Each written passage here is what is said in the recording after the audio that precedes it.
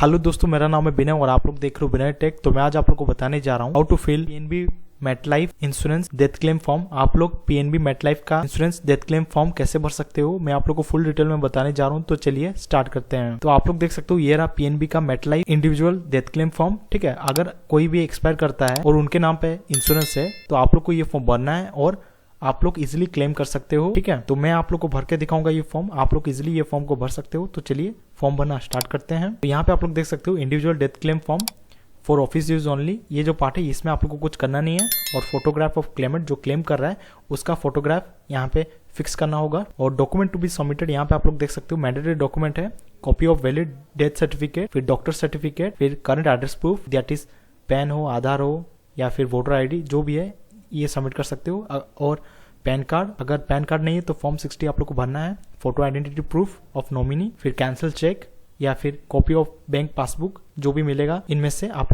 लोग को देना होगा। ठीक है, authorisation letter from the claimant in case the claim intimation is received through third party for claim received at the branch और जीपीएस। ठीक है, फिर लीगल हायर और सक्सेशन सर्टिफिकेट ये आप लोग को चाहिए होगा। फिर नेचुरल डेथ केस में या फिर death due to illness complete medical record आप लोग को देना होगा, admission, discharge, death summary, test report, investigation report. ठीक है, और एक्सीडेंटल डेथ में FIR, panchnama, inquest report, postmortem report, फिर न्यूज कटिंग अगर कुछ है तो viscera, chemical analysis, final police investigation report. ठीक है, ये सब आप लोग को देना होगा। और सेक्शन ए में पॉलिसी डिटेल में आप लोग को पॉलिसी नंबर देना है और ये जो पॉलिसी नंबर है आप लोग ऑनलाइन में पा सकते हो या फिर ईमेल आईडी में या फिर एसएमएस के थ्रू जब आप लिए होंगे तब आप लोग को मिला होगा। ठीक है, पॉलिसी नंबर। सेक्शन बी में डिटेल ऑफ लाइफ एश्योर्ड। ठीक है, तो नेम ऑफ लाइफ एश्योर्ड जिसके नाम पे लाइफ इंश्योरेंस था, फिर यहाँ पे उनका नाम रहेगा। ठीक है, मैं कोई भी अननोन नाम लिख दे रहा हूँ। फिर फादर्स नेम, फिर डेट ऑफ डेथ किस दिन एक्सपायर किए थे, फिर प्लेस ऑफ डेथ हॉस्पिटल में, क्लिनिक में, रेसिडेंस में, ऑफिस में या फिर और कोई जगह पे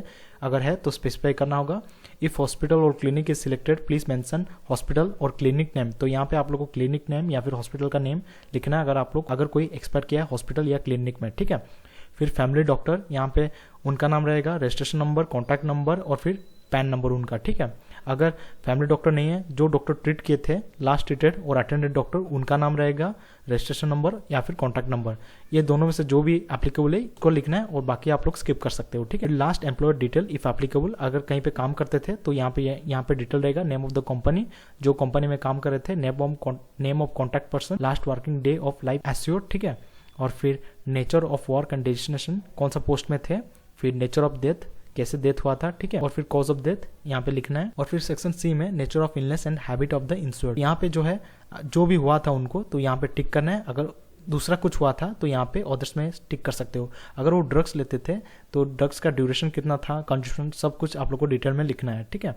और फिर date of diagnosis of illness, अगर कोई भी डिजीज डायग्नोसिस हुआ तो यहाँ पे आप लोग को डिजीज का डायग्नोसिस लिखना है। ठीक है, और सेक्शन डी में other insurance detail life, mediclaim या हेल्थ, अगर कोई भी दूसरा इंश्योरेंस लिए थे तो यहाँ पे उनका डिटेल रहेगा, पॉलिसी नंबर, वो कंपनी का नेम, फिर सम एश्योर्ड, फिर स्टेटस एक्टिव है, लैप्स्ड है, अप्लाइड है या फिर मैच्योर्ड है। ठीक है, ये सब आप लोग को लिखना है। और फिर सेक्शन ई में डिटेल ऑफ क्लेमेंट जो क्लेम कर रहा है, यानी कि आप लोग जो क्लेम कर रहे हो। ठीक है, मिस्टर मिसेस। ठीक है, और फिर यहाँ पे आप लोग को अपना नाम लिखना है और फिर डेट ऑफ बर्थ लिखना है और फिर एड्रेस आप लोग को लिखना है और फिर contact number, office, resident, mobile जो भी है और ईमेल आईडी लिखना है और relationship with the life assured, life जो एक्सपायर किए थे उनके साथ क्या रिलेशनशिप है, स्पाउस है, चिल्ड्रन है, पेरेंट्स है, अदर्स है, जो भी है यहाँ पे स्पेसिफाई करना है। ठीक है, फिर क्लेमेंट टाइटल, नॉमिनी है, एग्जीक्यूटर है, ट्रस्टी है, अपॉइंटी है, एम्प्लॉयर है, असाइनी है, बेनिफिशियरी है, जो भी है यहाँ पे आप लोग लिख सकते हो। क्लेमेंट का पैन डिटेल रहेगा या फिर अगर पैन नहीं है तो फॉर्म 60 भरना पड़ेगा। ठीक है, पॉलिटिकल एक्सपोज पर्सन है या नहीं है, येस और नो में आंसर लिखना है,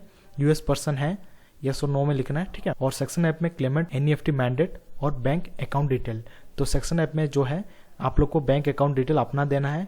ठीक है, अकाउंट नंबर देना है, फिर एक अकाउंट होल्डर का नेम, फिर bank name and branch name, फिर account type saving account, current account, NRO, NRE जो भी है, आईएफएससी कोड और एमआईसीआर नंबर। ये बैंक का पासबुक का फ्रंट पेज में मिल जाएगा या फिर चेक में जो भी आप लोग कैंसिल चेक दे रहे हो यहाँ पे आप लोग को देखने को मिल जाएगा। ठीक है, आईएफएससी कोड और एमआईसीआर कोड। ठीक है, और पे आउट ऑप्शन जो है लमसम लेना चाहते हो या फिर रेगुलर पेमेंट है या फिर एन्युटी बेसिस पे पेमेंट लेना चाहते हो यहाँ पे आप लोग को लिखना है। ठीक है, और सेक्शन जी में name, address and contact detail of all doctor, hospital where the life insured was treated within the last 5 year preceding the death. ठीक है, जो भी यहाँ पे डॉक्टर या हॉस्पिटल जहाँ पे ट्रीटमेंट लिए थे लास्ट 5 साल में तो यहाँ पे नेम लिखना है, नेम ऑफ डॉक्टर या हॉस्पिटल, फिर address and contact detail, disease और condition treated for, treatment date, ठीक है, फ्रॉम और टू। और सेक्शन एच में यहाँ पे डिक्लेरेशन और ऑथराइजेशन देना है, डेट और प्लेस आप लोग को लिखना है और फिर सिग्नेचर कर देना है, ठीक है, क्लेमेंट का सिग्नेचर रहेगा। और ये जो पार्ट है ये डिक्लेरेशन बाय थर्ड पर्सन, यानी कि कोई भी विटनेस हो, ठीक है। और यहाँ पे आप लोग को इंग्लिश लिखना है और फिर यहाँ पे डिक्लेरेंट का नेम लिखना है और फिर claimant relationship with the declarant, claimant relationship with declarant जो भी है यहाँ पे आप लोग को लिखना है,